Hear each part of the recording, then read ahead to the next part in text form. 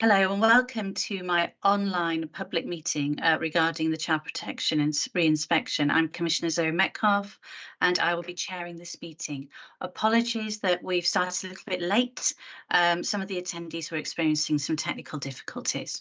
So I'll just run through the agenda. There's no set agenda being published, and that's we're going to do introduction and my statement. We're then going to go to North Yorkshire Police for their presentation. We are going to do questions and then public questions, and then I'm going to make some closing remarks. So without further ado, on to my statement. So I welcome everybody watching today, and I've called this meeting to discuss mine and undoubtedly the public's concerns regarding the National Child Protection Re-inspection Visit Report, which was published today. The public meeting is one of the ways I hold the Chief Constable to account on behalf of the public. The Inspectorate visited North Yorkshire Police in November 2021 and made a series of judgments and improvements that were needed. The re-inspection report outcomes are totally unacceptable, given that North Yorkshire Police had a year to improve, and North Yorkshire Police, I believe, have let down the most vulnerable in our society. Not enough has been done, and there is simply no excuses. Therefore, I'm holding this meeting on behalf of the public to ask why and how this has happened. Now, I acknowledge that there are areas where improvements have been made, specifically changes to the training of staff and understanding vulnerability, and the notable increase in the quality and number of referrals for children to the local authorities, and the force control room referrals for children, and the force control room response to calls where children may be at risk. The re-inspection report also recognises that North Yorkshire Police work well with safeguarding partners and are sharing good quality information. And I'd like to thank our local authority partners, external agencies and the victim support services that I commission for the work they do in partnership with the force. However, my focus has got to be on the areas where we do not deliver for our most vulnerable. So Chief Constable Lisa Winwood and Assistant Chief Constable Scott Bissett, who are here today, I would like you to answer the following questions during the course of your presentation. The first one is, why did my team and I receive regular reassurance and assurance that all concerns from the 2021 report would be tackled head-on and improvements made at significant pace, but instead, 12 months later, North Yorkshire Police is not in the position the public or I would expect to be? 2, why are North Yorkshire Police not where they should be? 3, what are North Yorkshire Police doing about it? And 4, what has been done since the follow-up re-inspection in December 22? 5, when will all the recommendations made by the Inspectorate be completed by North Yorkshire Police? If anyone living in North Yorkshire doesn't feel confident or comfortable with the services offered by North Yorkshire Police, please let me know. And I would really encourage this. Please, if you would like to send a question or concerns to this address in this live meeting, please email info@northyorkshire-pfcc.gov.uk, or to ask a question on Twitter during the broadcast, post your question on Twitter using the hashtag #NYScrutiny. Thank you. Right, over to you, Lisa, who is going to be introducing this report, your PowerPoint, and also then on to Scott. So over to you, Lisa, please. Thank you, Commissioner. And if I could just ask Dave to share the presentation, please.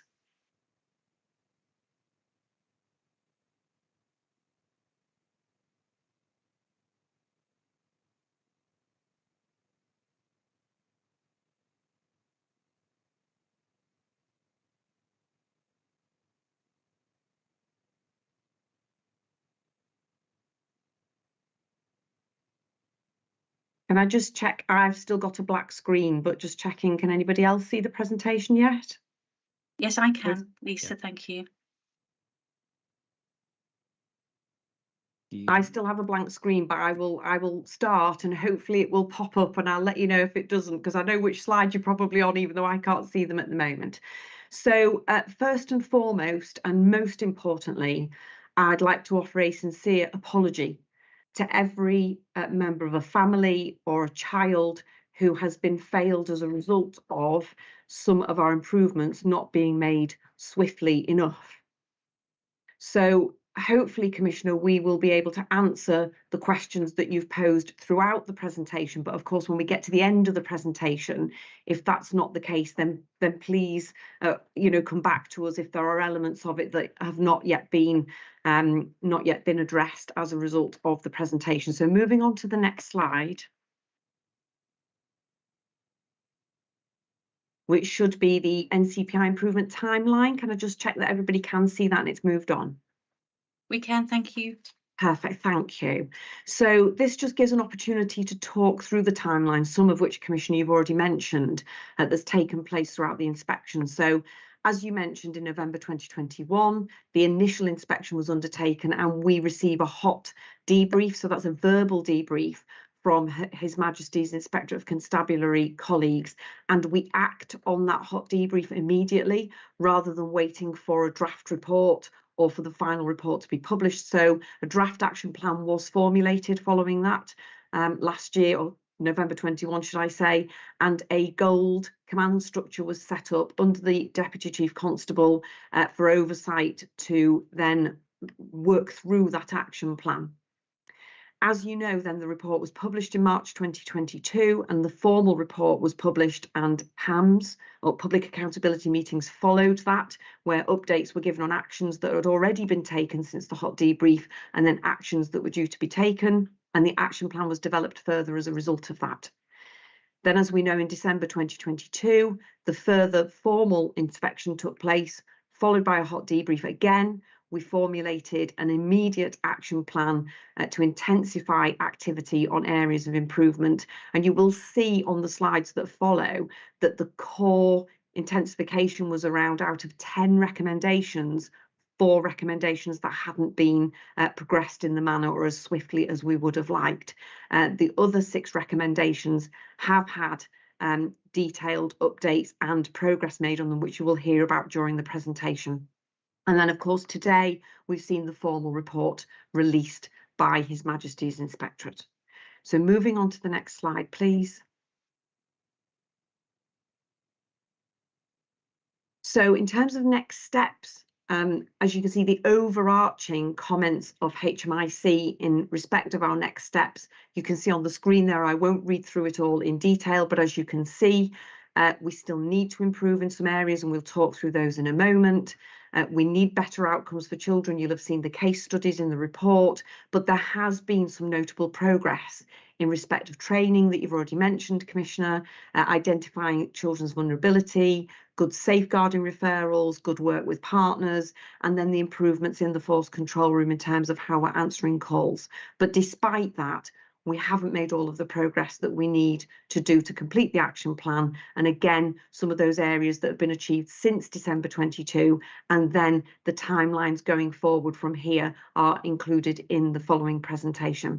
I would mention that, of course, people will be aware from reading our full police efficiency, effectiveness, legitimacy inspection, our PEEL inspection, which took place in the autumn last year, which was published in March this year.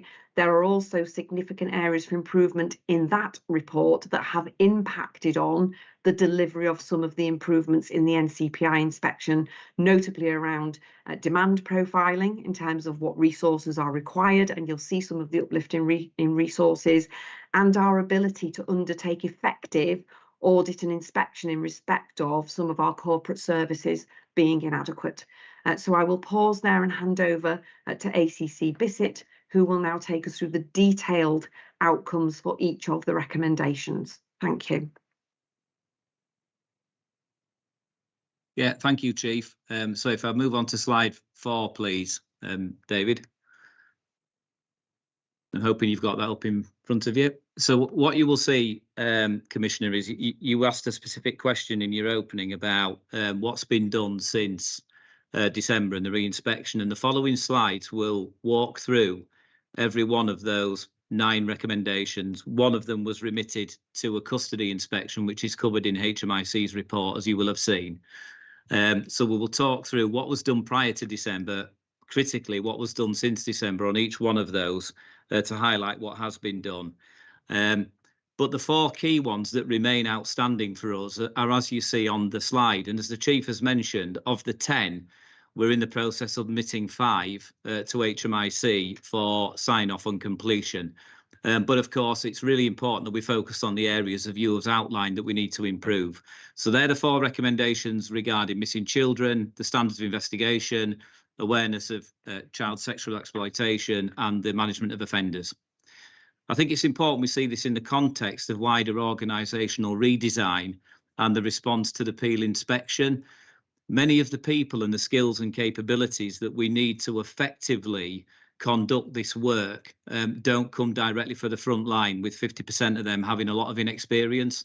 We need to identify the capacity, grow it, and bring it through that pipeline of specialism, because they're very complex investigations, as we understand. I think most of the public would understand that. We need to have people who are experienced and able to conduct the role that we need them to.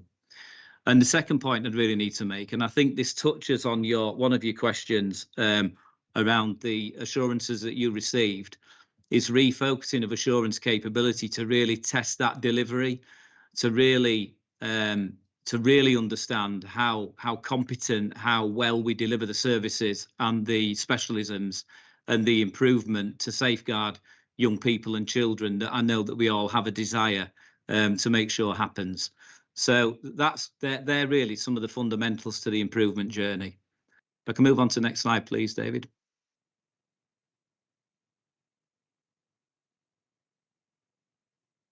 Okay, so what you will see then is the journey so far. The re-inspection in December 22, as the Chief's outlined, I won't repeat it, some progress identified, but a real clear recognition of insufficient improvement in other areas.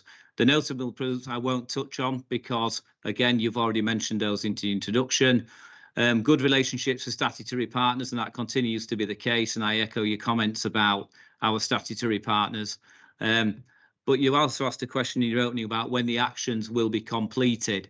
As we look at the timeline now, because I'm responsible for safeguarding and local policing, and I do manage this through the Vulnerability Board, which HMIC reference in their report, the action plan is currently scheduled to be delivered by October 23. But what's included in there is the effective assurance and testing that I just mentioned on the previous slide. It's fundamentally important that both we understand we are implementing and embedding the best practice we can to safeguard people, but also you and the wider public receive trusted and tested assurance that that is the case. And I think that's key throughout this journey. We'll move on to the next slide, please, David. So I thought it was important to highlight the uplifted resources that have gone into safeguarding since the beginning of the year. So this is post re-inspection.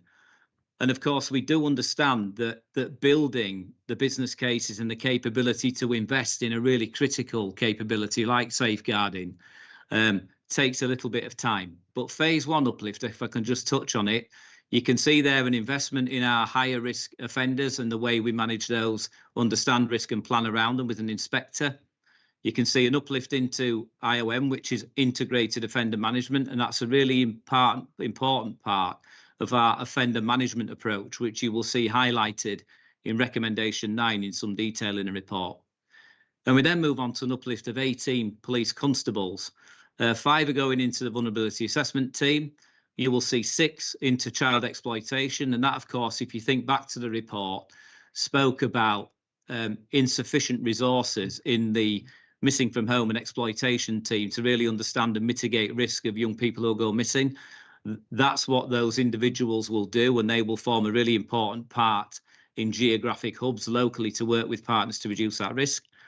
A further investment in central resource in terms of missing children of 2 constables, an uplift in sex offender management of an additional 2 constables, a specialist to undertake polygraph work with sex offenders to ensure that they're telling the truth about their movements, their lifestyle, their access to technology and their behaviours, and an additional uplift of 2 into integrated offender management to complement the sergeant and to really strengthen that approach to management of offenders.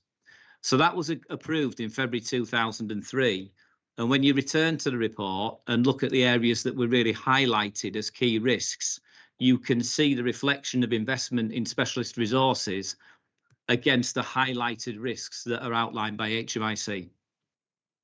A later phase 2 uplift has then been agreed of a further 28 posts. And it should be said that this is in addition to the existing resources that are working in safeguarding across North Yorkshire Police. So when we look at the overall cost of this uplift of nearly £3 million, 2.9 million, that takes the overall spend on safeguarding capability to just over 9 million. It represents, these two uplifts together, a 35% increase in headcount in terms of the amount of people in the force that we have dedicated to safeguarding. So if I just touch on the resources on the phase 2 uplift, we agreed a Detective Chief Inspector who will really lead and own central safeguarding governance. That's good practice from other forces. What it does ensure is that you have continual capability and oversight of both child and adult safeguarding protection arrangements, and also includes the delivery of HMIC FRS recommendations, areas for improvement or causes for concern, and also scanning for best practice. So that's a really key role, and we are building capability around central safeguarding governance to strengthen the confidence we can have in the development of the capability. There's 3 additional sergeants going into the adult MASH, and we have 13 constables also going to safeguard adults. We work further down the list and you'll see an additional investment in a DVPO, that's a Domestic Violence Protection Order Coordinator, an investment into a Violent Offender Coordinator, and quite a significant investment, as you'll see, 8 people that will include Op Encompass, which is the ability for the police to communicate with schools, particularly when a young person and child has been involved in a domestic abuse incident, which was also highlighted in the report. And further support, the next 2, particularly OMU and Visor, are around strengthening the approach to offender management. And then you'll see there a domestic abuse research and report writer, and one that can complement the work of the vulnerability assessment team. So all in all, not just a significant uplift in resources, which is absolutely required, but also you can see where this resource is aligned to the risks as already highlighted in the report. Scott, can I ask a question, please? Of course, Commissioner. These are about approved resources. When are we actually going to see them implemented?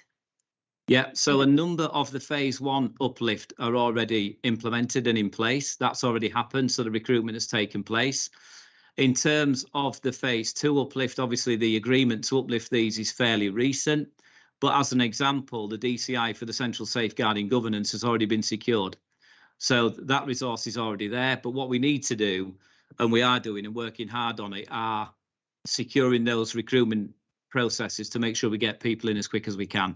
But obviously these were agreed a couple of weeks ago in terms of the uplift, but that recruitment process is ongoing. We will have people internally who are really dedicated to this type of work. So I would anticipate some will come internally and some will have to recruit from outside. And of course, they may well come from other forces or other roles, but that will happen throughout the summer.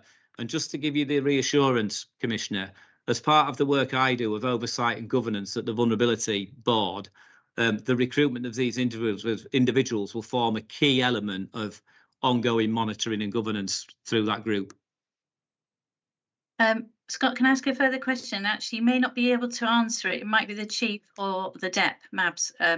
So we've got here approved for the second phase 2.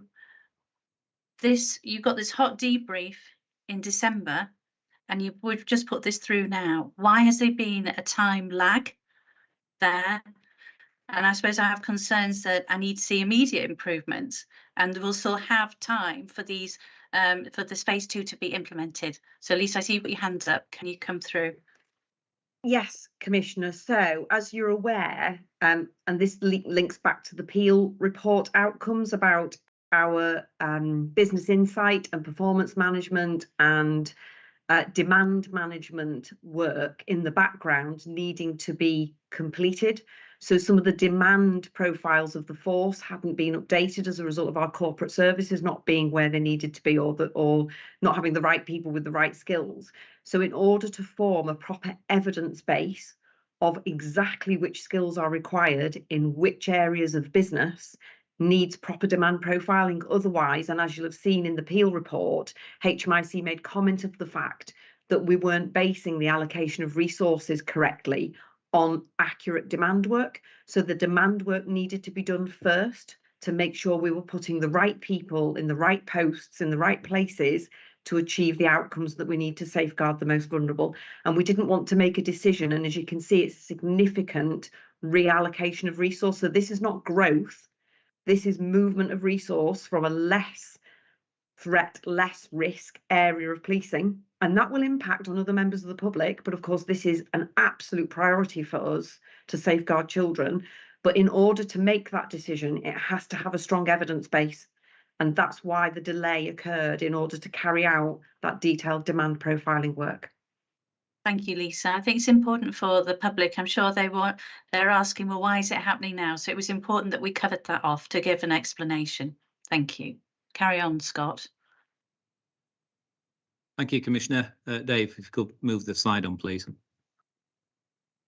Okay, just as a reminder of the 10 recommendations there, as I've said, we will focus on the ones where the work is required, but certainly on the others, just to reiterate what I said at the start, they're ready for submission to HMIC FRS to start getting signed off and resolved. But we need to focus on the areas, obviously, of risk and which require improvement. So what I propose to do is to answer the question you set at the start, Commissioner, and just go through. I am going to go through each recommendation, explain what was done after the original report briefly and what's been done since the re-inspection in December. So recommendation 1 was around reviewing the processes in the force control room. Pre-December 22, so this was on the back of the original inspection, which had been published around a year earlier. Training was provided to the staff in the force control room, particularly focused on missing from home and how we assess risk and deploy the appropriate resources. We did that through something called Power Hour, so they're very short inputs, but they're very distilled and pointed around critically important information. And we've run that throughout the year on child protection topics. You'll see that reflected actually in the report, as you've highlighted through HMIC. There's been a simplification of the questions that the staff in the force control room asked to make sure we're identifying the risk appropriately, and our missing from home deployment procedures were amended accordingly. And there's also been a missing from home policy review, which it remains active, and so it should, because what we do is learn lessons as we go through the implementation of that policy based on best practice, and that may well get amended as we go through it. And that has actually happened over the past 12 months, so we've amended policy. And trigger plans have also been created for the most vulnerable children. That helps us assist in risk assessment processes with the force control room. And it demonstrates and gives us the information and intelligence about how to find the children that we're looking for, because obviously we need to do that as quickly as possible. Next slide, please, Dave. So what's been done then following the re-inspection and the comments made by HMIC FRS? So I think the key point to make as we go into this element on each slide is that following the verbal hot debrief of the re-inspection in December, all the actions were immediately captured as part of the force action plan. That's overseen by the Vulnerability Board and myself, as I've already outlined. So we weren't waiting for the report that's been published today to be available. We did take action quickly, and there's evidence of that through the governance. So the power hours have continued throughout this year for our call handling people, our dispatchers and our deployment managers. And that's been very much aimed at improving awareness and capability of child protection. During May of this month, we have digital forensics input. That links again back to a recommendation in the report. Our front line should be able to advise particularly young people about how to secure and preserve evidence on digital devices. And it also applies to our detectives to improve their submissions of forensic evidence through into regional scientific support. In June, we have another one planned that's looking beyond the obvious. This is a nationally acclaimed programme that's really about professional curiosity from our people to make sure that they understand vulnerability and they are asking the right questions of adults and children in different scenarios that we may well find them in. But that is a real, that's hailed nationally as a really good programme looking beyond the obvious, so we're implementing that. And during July and August, there's an input on identifying childhood neglect. And again, you return to some of the recommendation that's written in the report, where it identifies that although we're strong at the submission of PPNs with some improvement to do, that they're public protection notices, we haven't always then progressed a child neglect investigation as it should have been. And that's why we are doing the input on childhood neglect to improve the recognition of that and ensure the investigations take place. So I don't know if there's any questions on the slides on recommendation 1 before I move on to number 2. Just, Scott, I think it's important to mention that the digital forensics input, there has been a delay there, hasn't there? And now that's very much on top of. Is that correct? Absolutely. Yes, you're right, Commissioner. So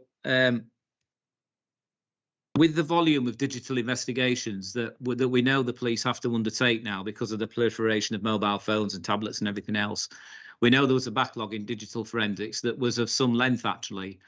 But because of some investment of around 400k this year, we've obviously outsourced some of that provision to an accredited provider.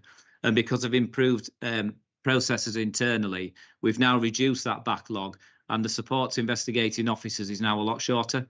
So their expectation and the service level agreement means that we are able to seize those devices, to interrogate them properly, and to understand what's on and to identify that risk. And again, that's relevant for a case that's in the report itself, as I'm sure you will have read, but also relevant around rape investigation, as you will know, and the ability to return phones to victims, which is critically important.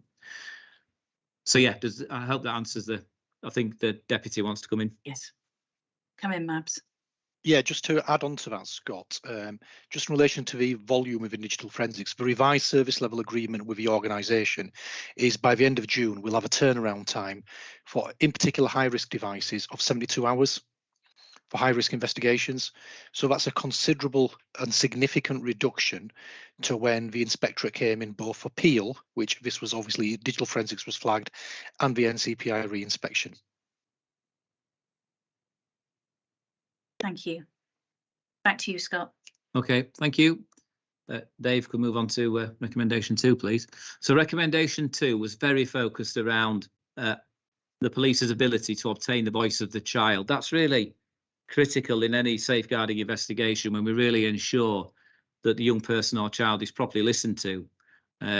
So significant progress in this area, and they're the words of HMIC FRS and not North Yorkshire Police. So voice of the child inputs to staff using a domestic abuse scenario to demonstrate how children can be witness to incidents and need to be spoken to and heard. We've adopted national best practice around the AWARE mnemonic, and I know from speaking to frontline officers that this has been really vital in them feeling have a structured approach to listen to the voice of the child. And you'll see at the bottom there what the AWARE and mnemonic actually means. Appearance, their words, activity, relationships and dynamics, and the environment that you might find a child in. It's not just about asking those questions in that structured way, though. It's about that translating onto public protection notices, which is the way that the police communicate with partners to ensure that we highlight those risks properly. And those public protection notices, which you will see further on in the slides, have increased both in volume and in quality. But that mnemonic has helped the quality of those public protection notices, and it helps officers know what to observe and record. And we know that because HMIC have tested that, and we've assured that ourselves. There's a bespoke Keeping Children Safe site on the internet for officers with lots of updated guidance. And now the voice of the child and this mnemonic are embedded into our missing from home return forms to make sure we do capture the voice of the child, even though they may have returned home. And again, you'll see a case study in the report talking about a missing young man who was at some risk, who returned home, and we didn't do that.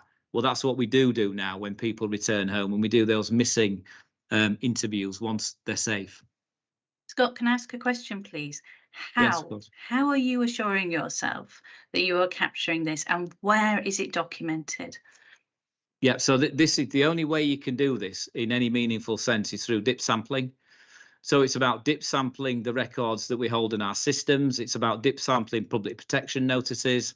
And it's then about capturing that within a formal assurance process, which I've got the head of safeguarding sat next to me, actually, Heather, if you wanted to pick that up. And she can maybe explain that in a little bit more detail. Yeah, if I may, Commissioners, so as part of my team, I have a quality assurance team within safeguarding, and one of the areas that they've been auditing monthly has been around the PPN submission, around where we've missed any incidents where they should have been submitted, and also looking at the quality of those submissions. And also as part of the work that's undertaken by my inspector within the vulnerability assessment team, they're constantly looking at the quality of the submissions, including whether or not the voice of the child has been recognised and recorded. And actually, they do a significant piece around if there's any learning or rework that needs done. So that's shared with the officers individually and also their supervision, so that we're providing that constant feedback loop to make sure that we're addressing these areas. And that's part of my process of how this particular recommendation has been quality assured. Thank you. Next slide, please, Dave. Thank you. So the question between December 22 and now then. So this is following the re-inspection again, just to remind people. So bespoke voice of the child video has been made for custody staff, and that's helped them to be upskilled, and that's been rolled out on their dedicated development days, covering really what it's like for a child to enter custody. We know, unfortunately, young people do have to be arrested and investigated, but we need to make sure we're treating them absolutely properly when they get into there. And the second part of that is the voice of the child one-to-one refresher. That's currently ongoing now, and that has been really well received by the front line. That's a video and training pack. It's to demonstrate, really, that HMIC were very supportive of this. It's about continual reinforcement of voice of the child and their importance in safeguarding investigations. And it demonstrates an officer communicating with a child and the best practice of how to do that. That won't stop. What we can't afford to do throughout this whole inspection is kind of draw a line under it and say, well, we finished that work. What this does is set the baseline for how we continue to reinforce our capability around safeguarding children. So you will see throughout the presentation, there's a return to training, because obviously we have quite a churn in staff on the front line, and you have to keep reinforcing it. So that's what we're doing around voice of the child and recommendation 2. Can we move on, please, David? So this is a really critical one. This is the first one where we know there's significant work to do around missing from home. So pre-December 22, training was delivered for response officers during December on exploitation and missing children, to really upskill their understanding of that. And the force control room, as I already identified, have had also training, what we call power hour, so we can give them it. That's a common method of training in force control rooms, to be able to give that information. So between December 22 and now then, and I think this is where there is a requirement to be absolutely transparent in where we are organisationally. There is a cultural shift required in the perception and management of risk, particularly at inspector level. That's critically important. And this month we have all our critical incident inspectors. So these are the people who work 24/7 and are responsible for overseeing the highest risk incidents that come to the force, along with our force incident manager who sits in the control room. It's training to 75 individuals between the 11th and 19th of May on what their responsibilities are, expectations, and cultural reset, I would go as far as, in terms of how they assess and manage risk of young people. You will see in the report there are some really damaging comments, I think, around the use of language of some of the critical incident inspectors on records. We've already picked that up internally, but the formal training program, if you like, is taking place this month to reset that. There are also new IT enhancements to oversee missing management from September 23. Put in simple terms, this is about moving to a system that's not paper-based, which you will see in the report, that's online, that captures tasking, live time, is able to task officers to do certain things, and the inspector sets those tasks, and then for those tasks to be reviewed to ensure that they've been complied with. That's into the testing environment, that system, during June. Training's happening over the summer with the front line, because we know we can't deliver an IT product without doing the proper training. And then it will go live in September. So that's a real step forward, I think, in terms of MISPA management and the capturing of really important information and intelligence about young people that we can then re-access should they go missing again in a timely and accurate way. Scott, can I ask a training about how you record the question on how you record the training, and that you're making sure that no officers like drop between the gaps, as it were, and do you come back and retrain at some point? Yeah, so I think this forms a critical part of the accreditation of critical incident inspectors, if you like. You're almost at that level of saying you have to be able to do these things well to perform the role to the required level. I could tell you now that the 4 people that aren't booked on those courses but will be, for a whole host of different reasons, nothing to do with the individuals, but out of the ones that need to go on it, I've got oversight exactly of who's on that and who isn't. And we do capture who's attended those courses. I've, as you know, I've come from a neighbouring force where there was really critical risk around young people, and the response of our inspectors to ensure that risk is properly mitigated in a timely way is fundamentally important. So we will capture all that, Commissioner, and it'll be all subject to an audit trail. What's really important, though, it doesn't stop there. It's then about an immediate assurance programme that looks at their decision making, their recording of their rationale, the recording of their actions, and that's where, through our performance framework, we hold people to account for, quite rightly, the standards that we expect them to deliver. And that's what you will see then follow that training very quickly. So that will happen into the summer. Obviously, I've mentioned the training of the frontline staff in relation to the IT change that's going to happen, and if you like, digitalise our missing from home records. But importantly, and I did mention it earlier, but I don't want it to get lost, because in the report it was really highlighted strongly, the central missing team, or if you like, the missing from home and exploitation capability is insufficient. There is that investment of 6 PCs to work within the local hubs to improve that, and their responsibility is really to engage with partners and share that information and intelligence in a timely way to reduce the risk. And I can see that having real benefits in improvement. Scott, can I ask a question? Because I know that in the report it refers to records holding detailed information to help find missing children weren't always clearly accessible on the forces system. So when we talk about the the new enhancement, IT enhancement, does that cover that and improve it? Yes, it does, and that's precisely what it's designed to do. So put it in simple terms, at the moment the officers will record a missing from person on a paper record. What of course that means is an officer in location X doesn't necessarily know, unless the information is uploaded onto the system, what we hold on that individual and what the risks are and where they might be found. Once we digitalise that properly, then that information becomes available to people so they can see it. And that's the real benefit of a system of that nature. Heather, I don't know if you want to add to that. No, I think that is the benefit, and actually it will enable our inspectors to have a much more enhanced risk assessment process, because they'll have the full intelligence picture on that missing child and any previous episodes. So I would expect to see much more consistency and appropriate risk assessment as part of that enhancement as well.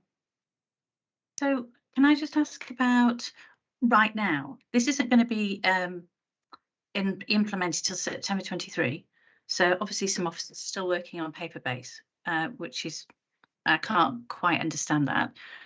So what's happening now to make sure that that information is not going missing or isn't uploaded? What is actually happening right now about that? So Heather, do you want to? Yeah, so at the minute, the paper booklets are scanned onto the system, which is obviously not particularly efficient, but my centralised missing team review every missing episode of a child each day, and they're extracting that information and data, and then collating that and submitting it onto the electronic system where it's appropriate, or sharing with partners. It's just It's double keying. It's not as efficient as it could be. And obviously that will resolve once we get the new system in place. So has that process improved of late, or is it still where it was at? Because I'm really concerned about this. The issue with the centralised team has been around capacity. So that process is still ongoing and gets obviously reviewed daily in terms of any issues get escalated to me if they can't meet that demand. But that's one of the reasons why the exploitation and missing team are getting that significant uplift, to make sure that they've got the capacity to better manage this area of business, particularly with our relationship with partners. Thank you. Thank you. So that completes the update on recommendation 3, but that is really a critical one for us. As much as we've covered 1 and 2 and the progress that's been made, this is really critical around missing from home for young people. If I can move on to recommendation 4, which is the next slide. Please, Dave, on that. Yep. So pre-December 22, what was said when they came back for the re-inspection? Strong partnership arrangements with other agencies, as we would expect. And I was with the staff from North Yorkshire Council yesterday on the safeguarding down at County Hall. And there's really clear to me there's really good relationships in the teams at all levels, which is a real credit to those who've been involved in this and absolutely fundamental to keeping people safe. Increased public protection notices, which have been submitted to triage. Again, let's not forget, this is how the police and other agencies actually inform the partnership about the risks and the voice of the child and all the awareness information that we gather. And there's an enhanced escalation process now with partners, which was picked up in the original report about how we escalated risk.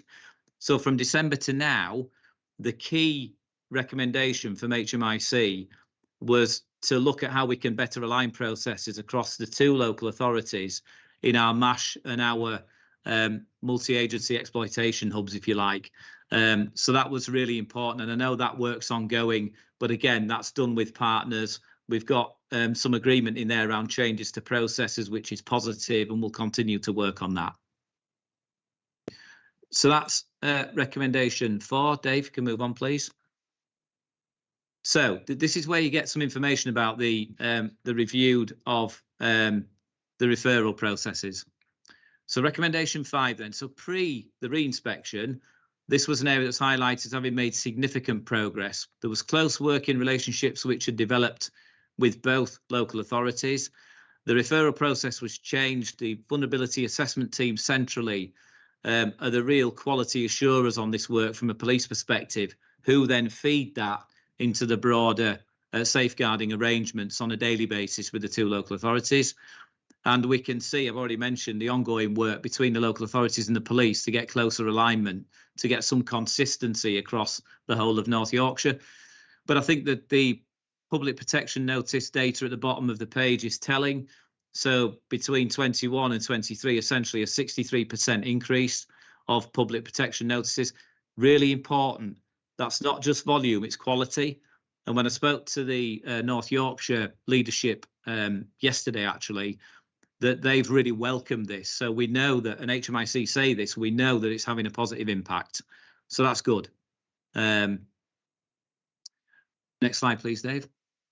So again, the referral process between December and now, we continue with developing a pro forma used by the officers for the content of the safeguarding referrals. That's to make sure that we're driving the right information. We want to extract the right information to drive that partnership activity. There's a bespoke pro forma used by the offender management unit. So now we're starting to talk about the improvements around offender management, which is a key one for the report, and also for the online abuse team, a pro forma for them to make sure they can submit those referrals. So you'll refer back to report and a case study in there around an online abuse investigation where there was a delay in the PPN submission because we were waiting for a warrant to be executed. That wouldn't happen now through the central team. This process makes sure we can submit the PPN and discuss with partners how best to safeguard those young people involved. There's a process for quality assurance of referrals. So at the moment, that's done by the vulnerability assessment team centrally, and we feed back to officers where they haven't put the appropriate information on those public protection notices. And there's also bite-sized on learning and development to enhance officers' knowledge of how a referral is used, and once they submit it, where it goes. And that's been well received as well. In common with other forces, actually, when you're asking the front line to do something, they need to understand why and what happens to it. So that's recommendation 5, unless there's any questions on that one. No? Okay. Recommendation 6 then, another critical one. So if we looked at missing from home being critical, this one certainly is as well, child protection investigations. So pre-December 22, so what HMIC found in December was, unlike previously where the force has been criticised heavily for not appropriately allocating crimes to those with the training and the experience to deal with them, particularly relevant in child protection investigations, the force had implemented a crime allocation procedure which clarified roles and responsibilities, and HMIC picked up on this as being, it was working. The right crimes are going to the right officers. There's increased specialist child abuse investigation development program, that's called SCIDIP for short, where child abuse investigators should be accredited in SCIDIP.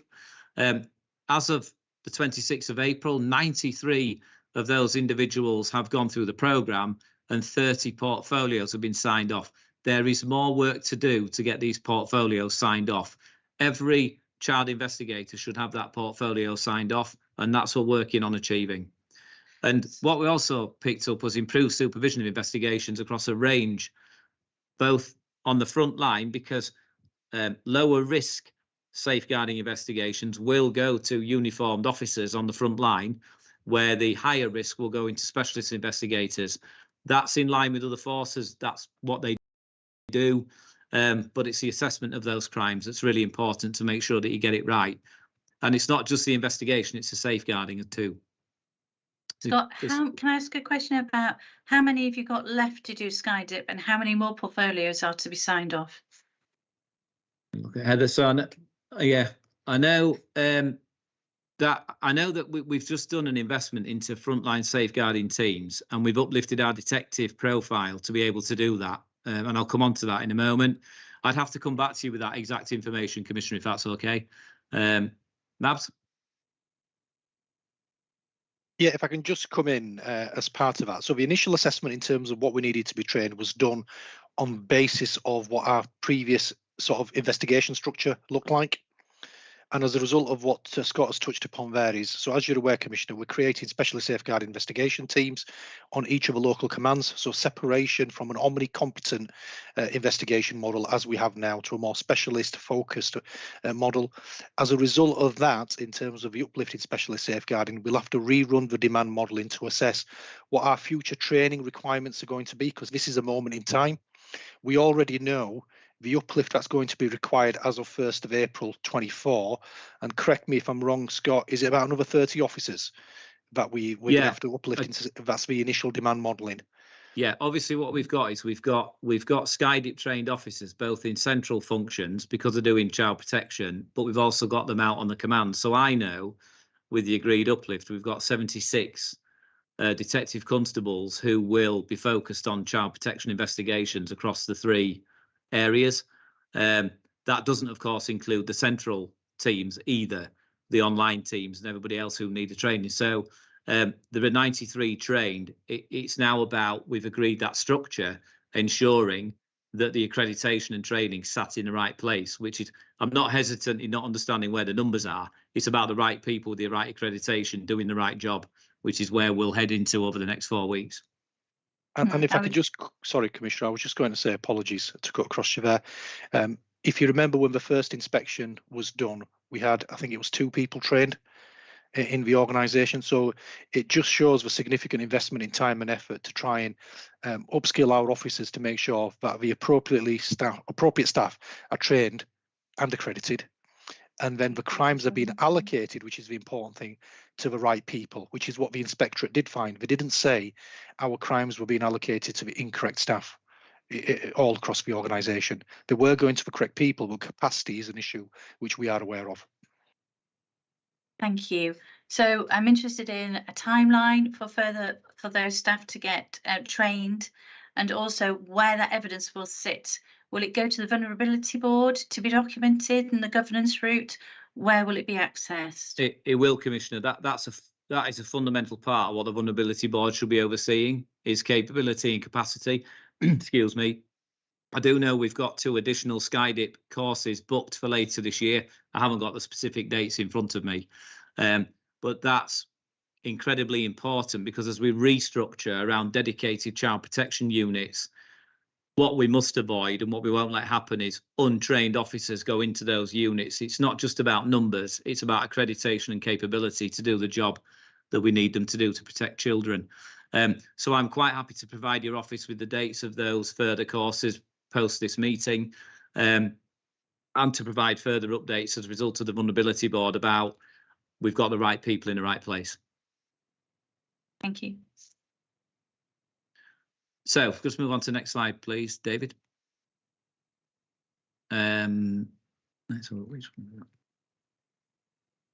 Sorry, that's it. So the deputy's already mentioned it, the creation of safeguarding investigation teams. So what this essentially means is we've currently got CIDs within those commands. Those criminal investigation departments are taking serious assault, adult rape, and obviously child protection investigations too. We made a decision as an executive team, quite right, that we split that. So we have dedicated child protection capability and core CID capability. So we're very clear about what work needs to go where. Demand modelling has been done. That came to chief officers recently in terms of how many people we need to ensure that they're effective units. And now I've got the responsibility to implement that. And the plan is to have that implemented by July of this year in terms of a split and having the resources allocated.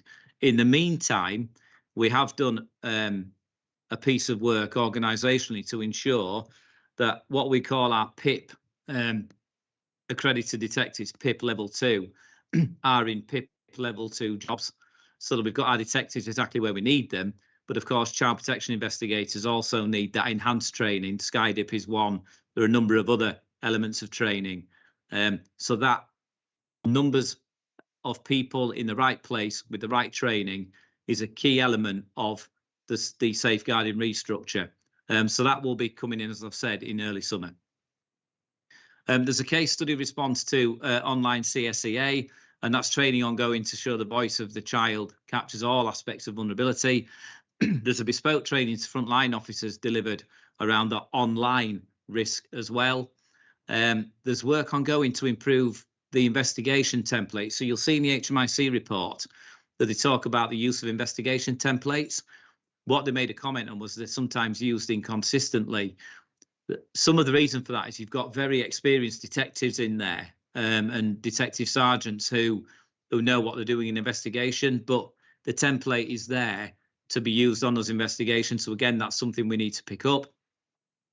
And again, between December and now, the templates have been embedded on our systems. I won't go into the technical service directory app, on our systems, so that early intervention support can be achieved at the earliest opportunity. So that's the investigation improvement work, really key to making sure, again, that victims receive the service that they should receive. Is there any questions on recommendation 6? No. Okay. Recommendation 7. Well, this was about improving child sexual exploitation. So pre-December 22, multi-agency child exploitation structures were reviewed and improved. That's again highlighted in the report. There was an enhanced focus on the victim, on child victims' experiences. There were specialist teams on command to focus on perpetrators, and this was really about targeting those individuals who were showing they were perpetrating CSE on young people and children, and getting a greater insight into that. And there was a new training delivered to response officers on what exploitation looks like. So our front line were able to recognise the signs, if you like.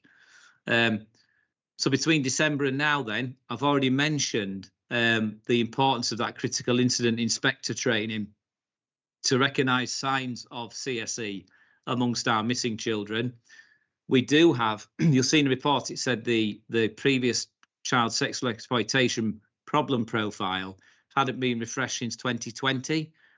That has just been refreshed, and I've chaired the last 2 force level intelligence tasking meetings, and that has been presented at both meetings.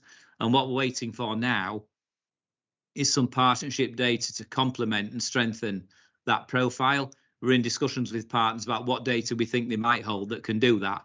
But we've also picked up some best practice from Nottinghamshire that will help us understand what that needs to look like.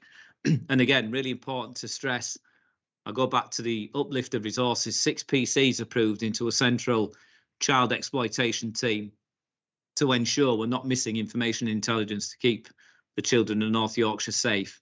So again, that will enhance the work in that area. David, can we move on to the next one, please?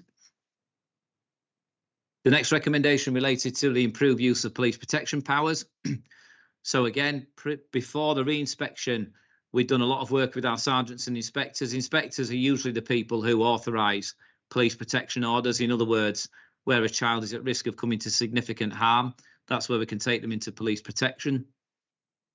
There's a new escalation policy created with partners, and this is to make sure that when we do take children into police protection, that they're treated with respect, care, and they don't come to a police station as a place of safety, as an example, because it's not appropriate.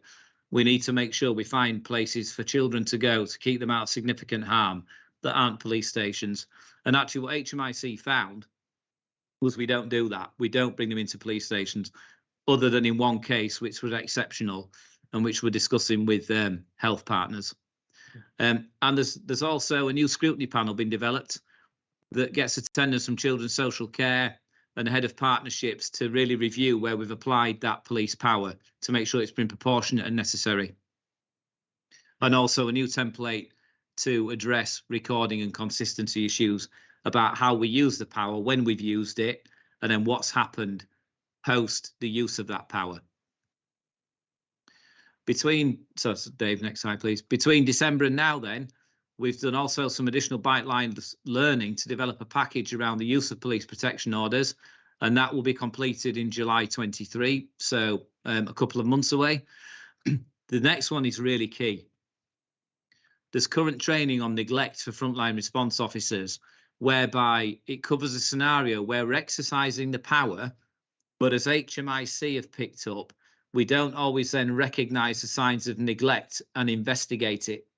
And it's really important because they can be not nuanced as such, but they are less obvious than signs of physical assault or other matters that might not be as obvious. Really important we capture those scenarios about neglect and we investigate that properly. So again, that training programme is taking place on the dedicated training days that our frontline uniformed response officers have scheduled between now and August. And there's also going to be a new template to capture the neglect elements, which we're awaiting the launch of, which will address the areas around not identifying neglect properly that are raised in the report. And again, this is all managed through the vulnerability board. The big question is how you quality assure this, but Heather's answered some of that and I'll pick it up at the end. Next slide, please, Dave. So again, recommendation 9, I think, is probably one of the most damning in the report around how North Yorkshire Police approaches offender management. So important to understand the journey here. Pre-December 22, an action plan was created, but it's fair to say that there were performance issues within the unit itself, both at a senior leadership level and more broadly. Those issues have been addressed, and I won't go into any further detail for this meeting. All the staff, as of last month, are now what we call VISA trained. So that's a national database on violent and sexual offenders, so we can properly understand the risk that those individuals cause to the public of North Yorkshire and manage it appropriately. You'll see HMIC said in December that we didn't adhere to authorised professional practice, and that was a real gap. If you link that back to the leadership conversation I've just had, then there's necessary driving of improvements.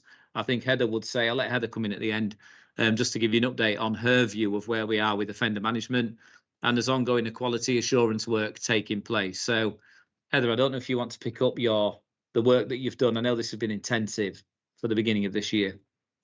Yeah, so if I may, Commissioner, NCPR re-inspection report really brought together a number of concerns that have been highlighted within this arena. It is, as Mr. Bissett says, some scrutiny and performance issues within the team. Hadn't realised the improvements that I would have expected. Those have been addressed, and as such, the new inspector within that team has a really rigorous process of scrutiny, measuring every aspect of APP and our expectations of delivery in this particular area. I'm very mindful as head of safeguarding that this is one of our highest risk areas of business in policing, and actually we need to get it right. From my perspective, from December to now, I am significantly assured that the improvements have been made across all of the areas and improvements that were noted. What I have ongoing at the minute is some independent quality assurance work ongoing within the team to make sure that we're meeting each of those improvement areas and that they can be signed off effectively. So that quality assurance work is ongoing, and then with the uplifted resourcing into that team means that we will meet the increasing capacity issues as well to future-proof the work of the team. So Heather, forgive a question then. So for me, it's how are you assuring yourself? How are you doing that? How are you satisfying yourself that this work is being carried out? What are you seeing? How are you going about it to find out that evidence, and where is it being collected and held? So the inspector has implemented a series of measures within the team which get held against the sergeants and the constables, and they get monthly reviewed with each individual of the team.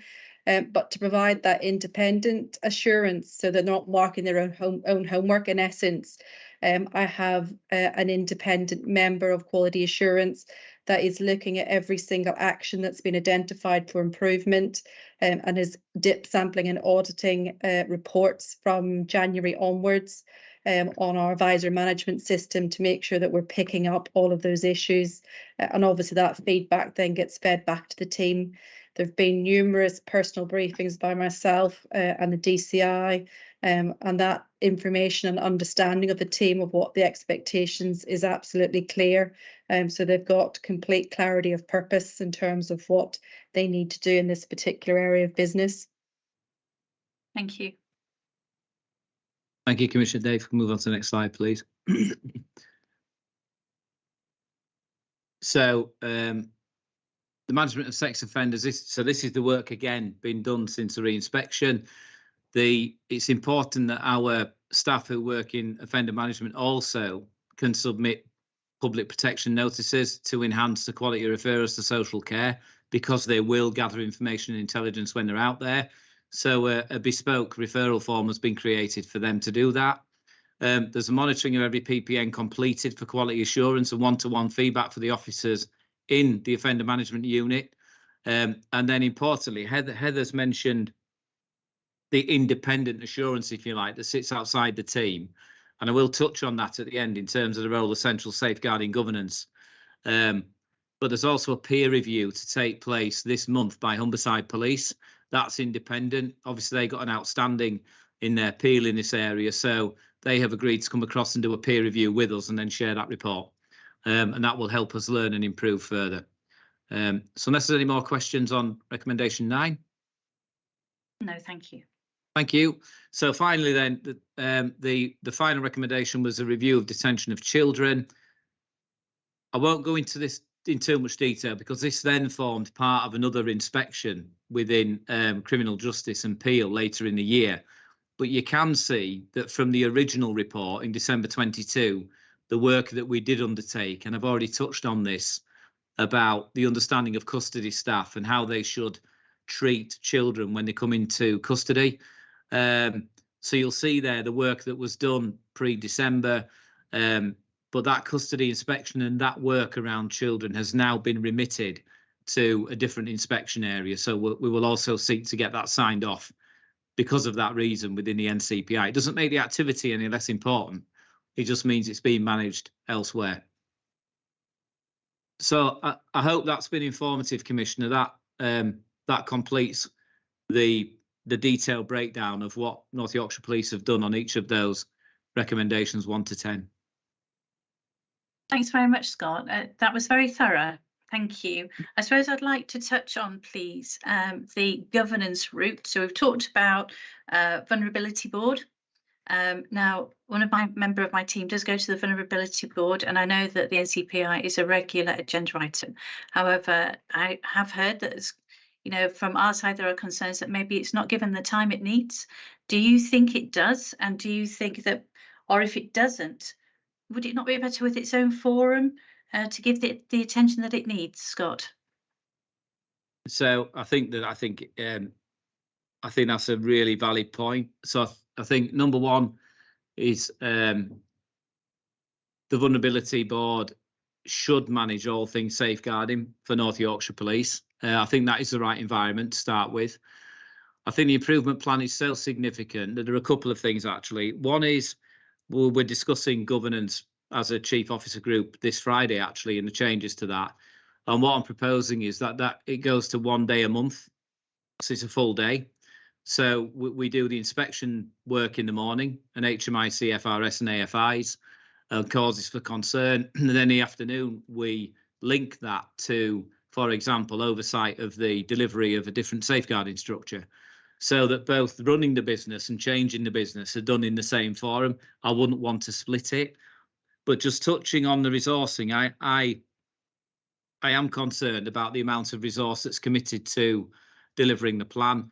And we've already considered a proposal as a chief officer team around a performance analyst in the safeguarding environment to really present well-tested analytical data to support our decision-making and understanding of performance. Project management, I think it needs project management discipline about milestone plans, and the team have done a great job, and that has existed. It would be wrong to say it hasn't, but I think we can enhance that, particularly around the whole safeguarding environment. And then I do think, and this is a painful decision, the inclusion of 1 or 2 more subject matter experts.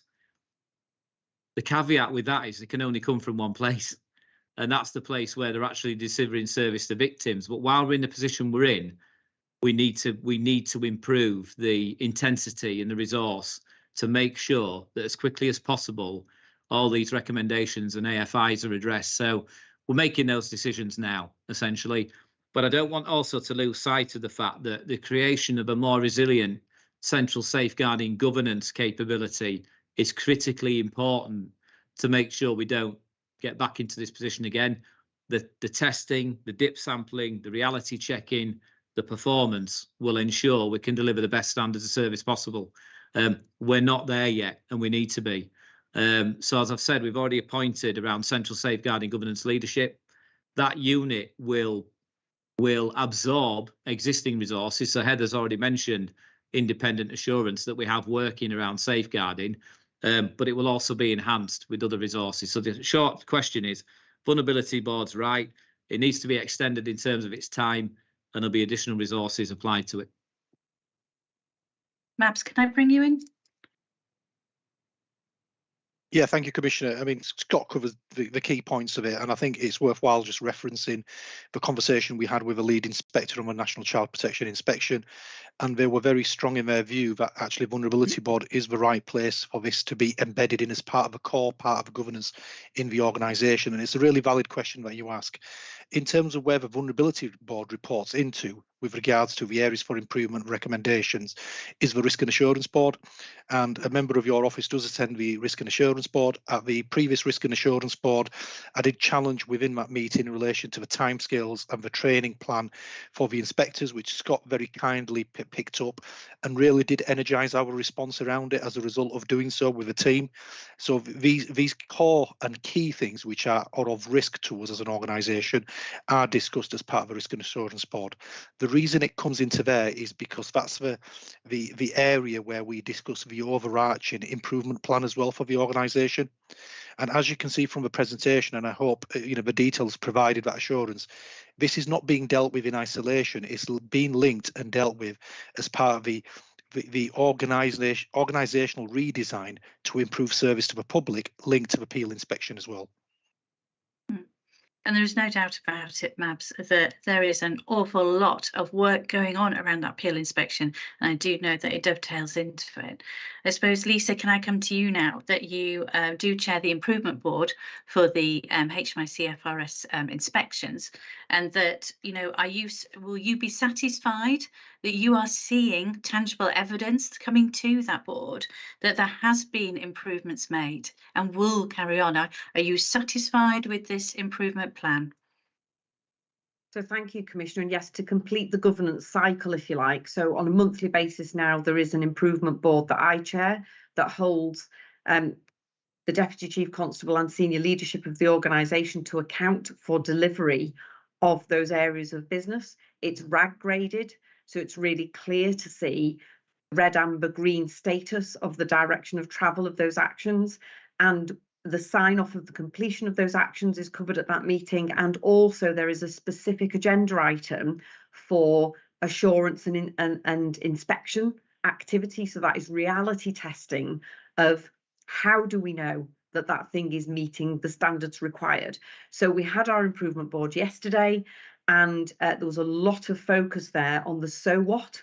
So people coming forward saying, yes, we've got this document, we've got this strategy in place, people are doing X. So what difference is that making to actually, for example, safeguarding children in society, and really nailing on the quality and standards checks of the difference it's making, rather than just ticking a box that something's been implemented, that it's having a real impact on delivery of service and in our mission of keeping people safe and feeling safe.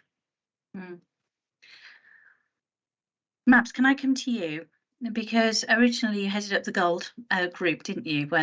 Can you explain a bit more about that? And also about maybe a lack of communication, maybe led your group to believe that more was actually going on and evidence was there, because there is a biggie for me here that we asked for regular reassurance, which we got, that the concerns were going to be taken forward. But I think it's really important. We've heard about the governance route now, but about that Gold group that was set up and what maybe went, with respect, a little bit astray communication wise. Yeah, and it's a really valid question, Commissioner. So the Gold Group is fully documented. Again, a member of your office used to sit on that Gold Group when it was in place. It's all documented, it's all recorded, all the actions have been recorded in terms of the updates that were provided to me as Gold with regards to the overarching oversight. It's clear from the presentation that you've had pre-December 22, the re-inspection, there's a lot of progress that has been made, but there's a significant amount of things that we still needed to do. What that Gold Group, I guess, the key learning, in particular of how the silver and the bronze groups were functioning, is the audit and the testing. And it's linked to what the chief has outlined with regards to some of our ability around assurance within the corporate services, is the immaturity of our assurance model in the organisation in terms of how we adequately test. As a result of that, and obviously, as you're aware, with the movement towards sort of strengthening our corporate delivery, in particular around the business design and assurance, that element of testing has now moved under a chief inspector. And already we're seeing a much more clearer alignment of where that group focuses their activity against areas of risk and how it accurately captures the reality of where we are. For an example, I can give you, not linked to the Ncpi, use of police powers. We've just done some assurance activity around use of body-worn video, which is a report I can share with your office with regards to our confidence of how often body-worn video is used in stop and search. And the testing of the detail of that testing has actually identified a number of areas for Elliot as chair of that board to focus upon, because it's not where it needs to be in terms of assurance. That's what should have taken place last year through the silver and bronze mechanisms that were in place. The other part is, and I think it links to the peel inspection itself, is the magnitude and the recognition of the amount of things, as positive as we were trying to be, that we were trying to resolve one part of a system, which was around safeguarding. And as you can see, it's taking the best part of a £2.49 million enhanced investment in order to improve our safeguarding response with an additional 35 officers, not including the police staff. As hopeful as we were, it was a little bit premature of us to think that actually we could address it without doing all the broader work. And it's clear from the evidence base that's been provided as a result of the safeguarding business case, it's required a significant investment which we couldn't make at the time, because also, as you're aware, Commissioner, last year we were battling with, in some response teams, 14 officers on nights. So we didn't have the experience either to take from the front line through that gold group. So we didn't have the ability, and I didn't have the ability as gold for the movement of resource across the board. The decision on how we reconfigured our probationer development unit has added an additional 139 officers from our professional development unit onto the front line, which has then enabled the movement of officers that we needed to make in order to key areas of risk. If we'd made them decisions last year, it would have left the front line exposed and our ability to respond to immediate incidents at risk. So we've had to balance it very carefully. Hence, the embedding of the Ncpi through Vulnerability Board and then now going into the Risk and Assurance Board is the right route around governance, but the learning has been captured and fed back to the individuals who are providing the updates, which I can give you assurance on, because like I said, like yourself, the provided assurance was all documented and recorded to say where we were against the plan. But the testing and assurance needed to be much strengthened, which we have done. Okay, thank you. Right, if anybody has any other questions, please shout right now. I don't think there are. Thank you very much. Thank you to Scott, Mabs and Lisa for giving us that presentation. Now I'd like to go over to public questions, please. So I'm not quite sure if we've got any more come in, but I know that we certainly had 3 to start with. Okay, so we've had 3, and I'm going to take the first 2 together. I'm not going to read it out, it's quite lengthy and we're running over, but you can probably give a scan over it. And I think it's a really important question. I'm going to take them both together. So Mr. McDonald from York and Mr. Cook from Harrogate, thank you very much. So certainly from my point of view, my office were present at most of the operational meetings following the initial Ncpi report and sought assurances at these meetings. And we were led to believe that North Yorkshire Police were in a better position than they were ultimately were, and we accept this. And as a result, we have entirely overhauled our scrutiny and assurance process. I have clearly set out how I will hold North Yorkshire Police to account for delivery. And part of this is a refreshed terms of reference for my live streamed online accountability meetings from the end of this month, which will include a standing agenda item for the Chief Constable to report on progress against the HMIC-FRS improvement plan in a public forum. This means the improvements can be closely monitored by the public and that I can seek assurance on behalf of the public that this is positive progress is happening in a very transparent way. Me and my office's scrutiny work does not stop at these meetings and will continue in every scrutiny panel, Executive Board, HMIC-FRS Improvement Board, Risk and Assurance Board, and other frequent interactions I have with the Chief Officers, and where I will expect to receive assurance and, more importantly now than ever, evidence that the services are on track with their plans. I have not accepted what I am told. My team and I have and will require evidence of transformation in all areas of improvement going forward. So all this information and our assurance framework is on my website, which you can access. Please, if you have any questions, I have an open door policy. I am more than happy to take any member of the public through any questions you have about how I and my team scrutinise and work closely with North Yorkshire Police. Right, can we go on to the 3rd question, please?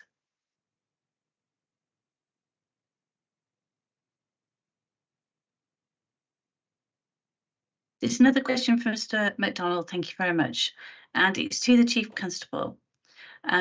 She's presiding over a failing organisation for 5 years as the Chief Constable.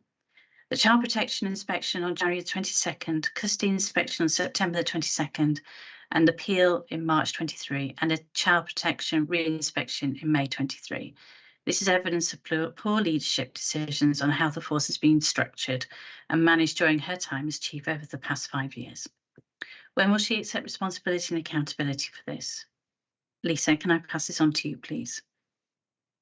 No, thank you, Commissioner. And I'm not sure whether it's Mr. MacDonald or somebody else who has previously asked me the same question. I think at our appeal PAM, when the same question was raised, and I will give a similar answer to that. I'm more than happy to expand on it outside of this meeting.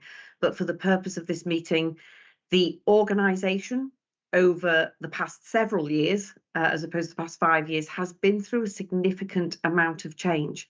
So the structure of the organisation is not where it needs to be, and we are reviewing that. So during that time, we've had a significant churn of chief officers in the force, so a lack of stability in terms of our chief officer structures and those changes in chief officer leadership. So at assistant chief constable level, I think we've had a churn of around 10 different individuals across 2 posts in those 5 years, which does not create the stability and delivery of performance and consistency and continuity of that performance delivery. That's one of the reasons why we're failing to deliver in some of these areas.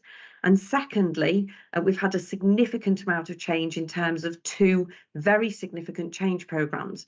So one you may have heard of called Transform 2020. So that was a change programme where we looked at a £10 million reduction in resources to make the organisation more efficient.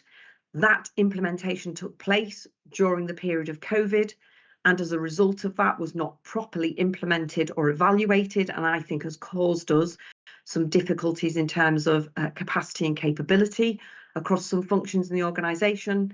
And secondly, for the past 3 years, we've been implementing, or nearly 4 years now, implementing a shared service with fire and rescue services. Again, a significant piece of work when you try to collaborate a group of emergency services and continue to deliver performance. This was commented on in detail. You will see that the corporate function areas of our peel inspection are inadequate, and that refers to the structures, strategic direction, financial planning, workforce planning, and some of those areas we've talked about today, that we are now undertaking an organisational review and an operational review to ensure that our structures in the organisation are fit for purpose to deliver. And those structures were not in place and haven't been in place. You've heard about the inspection regime. So the assurance and testing function as part of our shared enabling services has not been the structure, capacity or competence that it needed to be to deliver against some of the assurance that we needed that things were being carried out. This is a very lengthy and complex subject, so I will pause there, Commissioner, but more than happy to answer in more detail to Mr. MacDonald if he would like further details about any of those aspects that I've mentioned today. Thank you, Lisa. Right, so we've come to the end of the meeting now. Oh no, sorry, Mr. Cook. Sorry, I've missed that. I didn't see that we had another one. Here we go. So in 2018, North Yorkshire Police rolled out a programme of tablets for officers. Are these tablets or updated tablets still being used? Okay, so this obviously refers to a piece in the Harrogate-Informer. Who would like to take that, Mabs? Yeah, thank you, Commissioner. The tablets have been superseded by laptops, so all our officers are issued with 4G-enabled Lenovo ThinkPad laptops, and also with Samsung mobile devices. As part of the Risk and Assurance Board, we've just discussed a digital transformation strategy to look at how do we improve what we've already given to our officers and staff across the organisation, and some of that is from user groups, in particular officers who are wanting to provide their feedback around how we can make them devices much more user-friendly and better for the public we serve. So all that work is in hand and is ongoing. So to answer Mr. Cook's, yes, mobile technology is at the forefront, is something that we find integral to running an efficient and effective police force, and it provides better service to the public and victims. So it's all still in place, and we continue to maximise any opportunities we have. In addition to that, we're also using support from the National Police Digital Services, who are coming into the organisation to look at how do we better use what's available from them. And that's a national IT provider, which is part of the National Police Chiefs Council. Thanks, Babs, and thank you very much for those questions too. So it's the end of the meeting, so it just takes for me to leave with a statement really that I remain absolutely committed to the public and the victims of crime as I work tirelessly and take extremely seriously my responsibility to the public to ensure that they receive the standard of policing that they deserve. The public rely on North Yorkshire Police to get their job right, which is ultimately to keep them safe and feeling safe. And as Commissioner, I expect to see a significant improvement when the inspector revisit the end of 2023.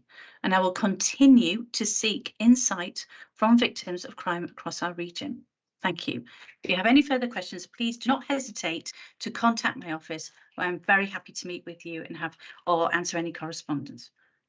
Thank you very much to everybody who's attended and watched this online meeting today. It will be recorded and put onto my website, so you'll be able to go back to it if you so wish.